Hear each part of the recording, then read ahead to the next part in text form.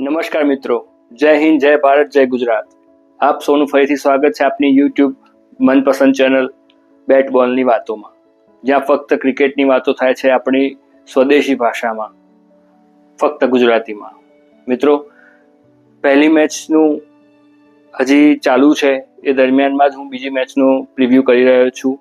UAE versus India. હવે ભારતની ટીમનો એક મહત્વનો મુકાબલો છે. હવે એ જોવું રહેશે કે આ બંને મેચ, આ જે મેચ ખરી એમાં કઈ ટીમનું પલડું ભારે હશે.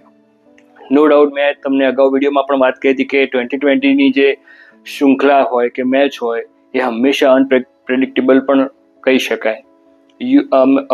યુએસ જેવી ટીમ પણ જો મોટા મોટા દેશોને હંફાવી શકતી હોય તો યુએઈ પણ એનાથી કંઈ ઓછી છે નહીં. પોતાની ઘરની પરિસ્થિતિ છે, પોતાના હોમ કન્ડિશન્સથી એ લોકો વાકેફ છે, તો ક્યાંય આપણે એમને નીચા ઊણા કરી શકાય એવું તો છે નહીં. તો મિત્રો, આપણે હવે સ્ટાર્ટ કરશું પ્રિવ્યૂ માટે કે ઇન્ડિયાની સંભવિત 11 શું હોઈ શકે, શું પ્રોન્સ છે, શું કોન્સ છે, અને કઈ પ્રકારની સંભવિત 11 એ લોકો આપણને જોવા મળશે એ આપણે ચોક્કસથી શેર કરશું. સૌથી પહેલાં હું જોવા જાઉં તો આપણે ટીમના જે મેચ વિનર્સ છે, મેચ વિનર્સ આપણા કયા કયા છે? તો સૌથી પહેલાં તો Suryakumar Yadav proven match winner છે. સંજુ સેમસન પ્રુવન. બીજું છે હાર્દિક પંડ્યા, અક્ષર પટેલ, જસપ્રીત બુમરાહ, વરુણ ચક્રવર્તી. આ બધા જ પ્લેયરો આપણા જોવા જઈએ ને બધા મેચ વિનર્સ છે. જેનો દિવસ હોય એ પરફોર્મ કરે તો સામેવાળી ટીમને હંફાવી શકે છે. પણ હવે આપણી પાસે જે 15નું જે સભ્યો છે, 15માંથી 11નું જ સિલેક્શન કરવાનું છે. તો ક્યાંક ને ક્યાંક કોઈ પણ એક ખેલાડીને મિસમેનેજમેન્ટ થઈ શકે છે.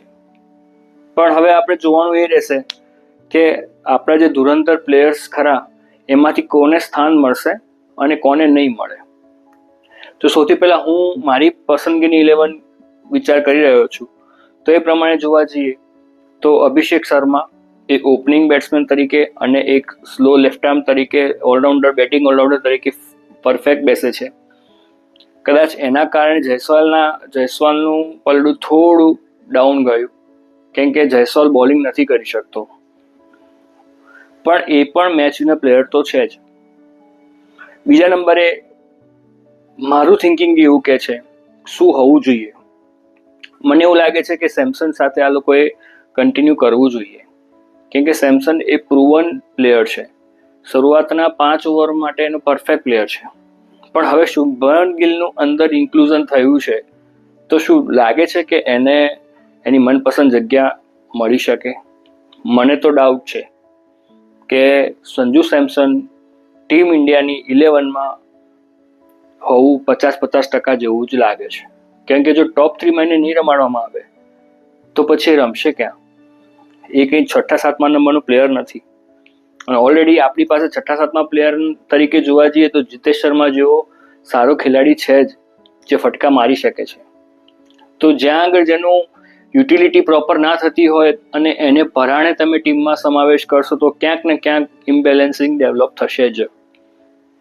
એટલે મને એવું લાગે છે કે મારી દ્રષ્ટિએ સંજુ સેમસન હોવો જોઈએ બીજા નંબરે. ત્રીજા નંબરે હું જઈશ શુભમન ગિલ જોડે. હા, ડેફિનેટલી, કેમ કે હું વન ડાઉન તરીકે શુભમન ગિલને એક વિરાટ કોહલી જેવું જોવા માંગુ છું કે જે આખી મેચને એન્કરિંગ રોલમાં લઈ જાય. કે એક સમય વિકેટો પડી જાય તો એની પાસે એવી એબિલિટી છે, એવા સ્ટ્રોક છે, એવી ટેકનિક્સ છે કે એ સર્વાઈવ કરી શકે છે, સામેવાળાને પણ એ કુલડાઉન કરી શકે છે. 1.5 મહિના પહેલા જે પણ આપણે જોઈ ટેસ્ટ સિરીઝ કે જે ઇંગ્લેન્ડમાં જ આપણે હંફાવ્યું, મોટા ખેલાડીઓ ન હોવા છતાં પણ આપણે જે લડત આપી, એ જોતા એવું લાગે કે શુભમન ગિલમાં જે તાકાત છે એને યુટિલિટી માટે આ પરફેક્ટ પ્લેટફોર્મ રહેશે. હવે એને ઇન્ક્લુઝન એનું થયું જ છે તો એનું પ્રોપર રીતે થવું જોઈએ. ચોથા નંબરે હું જોવા માંગીશ સૂર્યકુમાર યાદવ. કેપ્ટન છે, બરાબર, મેચ વિનર પ્લેયર છે, અને કદાચ ત્રીજા અને ચોથા નંબરની જે ટસલ થાય તો મે બી સામેવાળી ટીમ ખરી એના છોતરા કાઢી નાખે એવા બંને પ્લેયરો છે. 5મા નંબરે હું વિચારીશ, જો અગર સંજુ સેમસન નથી રમી રહ્યો તો હું જોઈશ જીતેશ શર્માને, કે જે 5મા નંબરે આવી શકે. સારો પ્લેયર છે, સારા સ્ટ્રોક મારે છે, પુલ શોટ, હુક શોટ. આપણે આરસીબીમાં પણ જોયું છે કે બહુ સારામાં સારા સ્ટ્રોક્સ રમી અને આરસીબીને જીતાડવામાં બહુ મહત્વની ભૂમિકાઓ ભજવેલી છે. કીપિંગ પણ એની સારી છે, એથ્લેટિક છે, બરાબર. એટલે મારી દ્રષ્ટિએ 5મા નંબરે એ હોવો જોઈએ. પણ જો શુભમન ગિલ એ 2nd નંબરે જાય છે સંજુ સેમસનની જગ્યાએ અને 3rd નંબર ઉપર શુભમન ગિલની જગ્યાએ તિલક વર્મા આવે છે, તો હું 5મા નંબરે 100% જીતેશ શર્માને જોઈશ. પણ જો સંજુ સેમસન ટોપ 3માં છે તો હું 5મા નંબરે જોવા માંગીશ હાર્દિક પંડ્યાને, બરાબર. હાર્દિક પંડ્યા કાં તો તિલક વર્મા, એમાંથી એક જણ 5મા 6ઠ્ઠા નંબરે કરવું પડશે. પણ તિલક વર્માની જે બેટિંગ ખરી એ સ્લો પીચ ઉપર ક્યાંક ને ક્યાંક શેકી છે, જે આપણે આઈપીએલમાં પણ જોયેલું છે. ક્યાંક ને ક્યાંક એનું જે પેસ ખરો રમવાનો એ ધીમો પડી જાય છે, સ્લો ડાઉન થઈ જાય છે. પણ એની એક એક્સ્ટ્રા એબિલિટી એ છે કે એથ્લેટિક પ્લેયર છે, સ્ટ્રાઇક રેટ 2020 ઇન્ટરનેશનલ્સમાં 150+ છે, વત્તા સ્લો ઓફ સ્પિન પણ નાખે છે. એટલે આ બધી એની એબિલિટી સારી એવી છે. એટલે એને બેન્ચ ઉપર બેસાડો પણ એક વખત 1-2 મિનિટ માટે કોઈ પણ કેપ્ટન માટે વિચારવા સમય અને માથાના દુખાવા સમય કહી શકાય કે આવા પ્લેયરને પણ આપણે બહાર બેસાડવો પડે છે. 6ઠ્ઠા નંબરે હાર્દિક પંડ્યા, કે ચેમ્પિયન્સ ટ્રોફી જે આપણે દુબઈમાં રમાઈ હતી એમાં બહુ અગત્યનો ભાગ એમણે ભજવેલો. સ્ટ્રાઇક બોલર તરીકે પણ એમણે સારું એવું પરફોર્મન્સ આપ્યું હતું. એટલે મને એવું લાગે છે કે હાર્દિક પંડ્યા આ ટીમની સૌથી મોટી કરોડરજ્જુ છે, કે જે ટોપ ઓર્ડર, લોઅર ઓર્ડર બંને વચ્ચે એક સંતુલન સારામાં સારું ડેવલપ કરે છે. જી હા. 7મા નંબરે આપણા બાપુ અક્ષર પટેલ, જે પ્રુવન પ્લેયર છે, દિલ્હી કેપિટલ્સના કેપ્ટન છે. એ પણ ટોપ ઓર્ડરમાં ગમે ત્યારે એમને જો પ્રમોટ કરવામાં આવે એવી વિકટ પરિસ્થિતિમાં તો વિકેટ ફેંકે એવા નથી. એ આપણે વર્લ્ડ કપમાં પણ જોયેલું છે. ઇવન દિલ્હી કેપિટલ્સની ઘણી બધી આઈપીએલ મેચોમાં પણ આપણે જોયેલું છે. એમનું સ્પિન તો આપણે કહેવાય જ નહીં, સારામાં સારા સ્પિન એ નાખે છે.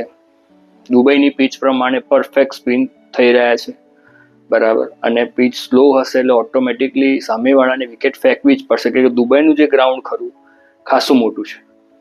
એટલે દુબઈના ગ્રાઉન્ડની અંદર મોટી હિટિંગ મારવી તો એ ફાસ્ટ બોલર્સની જગ્યાએ સ્લો બોલર્સ વધારે ઘાતક સાબિત થાય છે. ઇવન ફાસ્ટ બોલર્સ પણ સ્લોવર કટર્સ ને બધું નાખતા જ હોય છે, આપણને ખ્યાલ છે. હવે 8મા નંબર માટે મેઇન ટસલ એ છે કે અત્યાર સુધી ટીમ ઇન્ડિયાની માનસિકતા શું હતી કે છેક લોઅર ઓર્ડર સુધી 8મા 9મા નંબર સુધી એવા પ્લેયરો જોઈએ કે જે 10 બોલમાં 30 રન મારવા હોય તો મારી શકે. પણ હવે આ ટીમમાં ઇસ્યુ એ છે નંબર 8. જેમ આપણે 2019ના વર્લ્ડ કપમાં જેમ નંબર 4 એક મોટો માથાનો દુખાવો હતો, એમ આ સિરીઝમાં 8મા નંબરનો જે પ્લેયર ખરો એ હંમેશા ખૂટતી કડી રહેશે જ. કેમ કે આપણે જે 4 પ્લેયરો પાછળના છે એ એવા પ્લેયરો નથી કે મોટી હિટિંગ કરી શકે. એબિલિટી ચોક્કસ હશે, જે દિવસ જેનું હશે એ મારી દેશે. પણ 8મા નંબરનો જે પ્લેયર ખરો એ 2 પ્લેયર સાથે ટસલ થશે. એક છે હર્ષિત રાણા અને બીજા છે હર્ષદીપ સિંહ. જી હા, બહુ અજુગતું લાગે હર્ષદીપ સિંહ જો આ ટીમની અંદર ના હોય તો. પણ 8મા નંબરનું બેલેન્સિંગ કરવા માટે કદાચ હર્ષિત રાણા જે એની પાવર હિટિંગ એબિલિટીઝ છે એ પ્રમાણે કદાચ આપણે એને ટીમના 8મા નંબરના પ્લેયર તરીકે જોઈ શકીએ છીએ. 8મા નંબરે મને લાગે છે ત્યાં સુધી આ લોકો હર્ષિત રાણાને રમાડશે / હર્ષદીપ. 9મા નંબરનો પરફેક્ટ છે જસપ્રીત બુમરાહ. 10મા નંબરે આવશે કુલદીપ યાદવ અને 11મા નંબરે આવશે વરુણ ચક્રવર્તી. આ ચારે જે છેલ્લા 3 પ્લેયરો છે તો મેચ વિનરો જ છે, કહેવાની જરૂરત જ નથી. કેમ કે મોટી ટુર્નામેન્ટ્સ, સિરીઝ, ઓડીઆઈસ, 2020 દરેકમાં આ પ્લેયર્સે પરફોર્મ કર્યું છે, બરાબર. દુનિયાનો સૌથી વન ઓફ ધ ઘાતક બોલર જસપ્રીત બુમરાહ ટીમમાં છે. એટલે આ ટીમને હરાવવું એ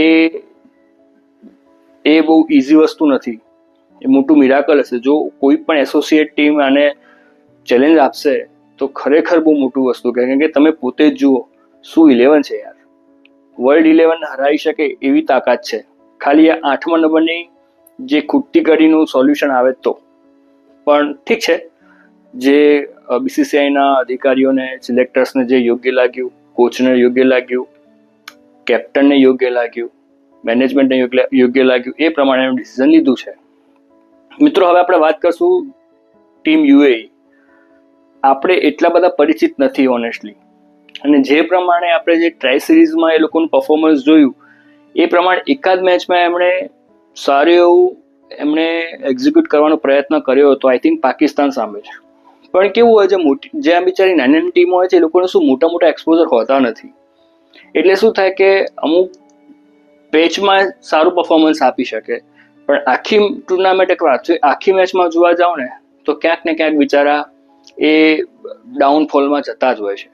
પણ એમના માટે પણ બહુ મોટી વસ્તુ છે કે આવા જોરદાર પ્લેયરો સાથે એમને રમવા મળે છે. જે આઈપીએલના સુપરસ્ટાર છે, ટીમ ઇન્ડિયાના સુપરસ્ટાર્સ છે, એમની જોડે રમવા મળે છે, એટલે એ તો બહુ મોટી વાત છે. એમની ટીમમાં એક પ્લેયર એક એવો જોરદાર પ્લેયર છે કે અત્યારે પ્રેઝન્ટમાં અત્યાર સુધીમાં T20 ઇન્ટરનેશનલમાં હાઈએસ્ટ સિક્સર્સ મારવામાં એ નંબર 1 છે. તમને વાત નવી લાગશે, આ એક ફેક્ટ છે. અને એ છે એમનો કેપ્ટન મોહમ્મદ વસીમ. એ જે એમની ILT 2020 રમાય છે, ઇન્ટરનેશનલ લીગ T20, એમાં MIની જે ટીમ ખરી એમાં એ બિલોંગ કરે છે. અને યુએની ટીમનો પણ ઘણા વર્ષોથી સભ્ય રહ્યો છે. જબરજસ્ત શોટ મારે યાર, આમ આ બોલ આવ્યો નથી ગયો નથી એવું. પણ સામે ક્યાંક ને ક્યાંક બિચારાને એવા જેવા જોઈએ ને એવા પ્લેયર્સ મળતા નથી કે જે એમને પ્રોપર સપોર્ટ કરી શકે. એટલે મારી દ્રષ્ટિએ જે હું ટીમ બનાવી રહ્યો છું એમની, તો એક છે ફર્સ્ટ નંબર ઉપર એમનો કેપ્ટન જ આવશે મોહમ્મદ વસીમ, બીજા નંબરે આવશે આલિશાન સરાફુ, ત્રીજા નંબરે આવશે રાહુલ ચોપરા, ચોથા નંબરે આવશે આરસિફ ખાન, પાંચમા નંબરે હું મૂકીશ મોહમ્મદ ફારૂક, છઠ્ઠા નંબરે કૌશિક કરીને પ્લેયર છે, એ સારો પ્લેયર છે, સાતમા નંબરે મૂકીશ મોહમ્મદ જોહેબ, એ પણ સારો પ્લેયર છે, આઠમા નંબરે મૂકીશ સગીર ખાન, હા સગીર ખાન પણ બહુ સારો પ્લેયર છે, નવમા નંબરે મૂકીશ હૈદર ખાન પણ સારો એવો બોલિંગ નાખે છે, દસમા નંબરે જુનેદ સિદ્દીકી જે બહુ જૂનો પ્લેયર છે પણ સારો પ્લેયર છે, સારું પરફોર્મન્સ આપે છે, અને 11મા નંબરે મૂકીશ મોહમ્મદ રોહિત, એ પણ સારો પ્લેયર છે. બધા પ્લેયરો જે મેં તમને કીધા એ બધા સારા પ્લેયરો છે. પણ કેવું હોય કે અમુક પ્લેયર્સની જે યુટિલિટી ખરી ને એ અમુક સમકક્ષ ટીમો સામે સારી દેખાય, પણ જ્યારે ટોપ રેટેડ ટીમો હોય, નંબર 1 ટીમો હોય, બરાબર છે, એની સામે તમે પરફોર્મન્સ આપો ક્યાંક ને ક્યાંક એ લોકો બિચારા ડિપ્રેસ પણ થઈ શકે કે આપણું પરફોર્મન્સ સારું ન થયું તો. કેમ કે પહેલી જ મેચ છે, પહેલી મેચમાં જ જો હારી જાવ તો તમારું થિંકિંગ, બિલીવ બધું જ તમારું મોરલ ડાઉન થઈ જાય. અને એમાં જે કહો એ એમનો કેપ્ટન જ છે મોહમ્મદ વસીમ, એ આઉટ થયો એટલે પછી પૂરું. એટલે એ બહુ મોટું મિરાકલ જ હશે જો આવતીકાલની મેચ યુએ જીતી શકે, બરાબર. પણ બિંગ ભારતીય તરીકે આપણને એવું થાય કે બહુ સારા માર્જિનથી જીતે તો આપણે સેમીફાઇનલમાં ઇઝીલી પહોંચી શકીએ, સારા પોઈન્ટ સાથે. બધી જે 7 ટીમો છે એના કમ્પેરમાં આપણું લેવલ આખું અલગ દેખાવું જ જોઈએ કે boss why we are champions. એટલે આ વસ્તુ ટીમ ઇન્ડિયાએ બધી ટીમોને શું કહેવાય ભોકાલ બતાવવો પડશે કે અમે કેમ સુપરસ્ટાર્સ છીએ. કેમ કે આપણા ઉપર ઘણા બધા આરોપો લાગે છે કે આ લોકો જોડે પૈસા બહુ છે, બોર્ડને ખરીદી લે છે, બરાબર છે, પ્લેયરોને ખરીદી લે છે, મનમાની કરે છે, બરાબર છે. અને એમાં ખાસ આપણા પાડોશી દેશ પાકિસ્તાન, એ તો આપણા પાછળ ખાઈ પીને જ પડ્યો હોય કે આ ભારતીય જે મેનેજમેન્ટ ખરું હંમેશા પાકિસ્તાનથી નફરત કરે છે, બરાબર, પાકિસ્તાનની પ્રગતિ જોતું નથી.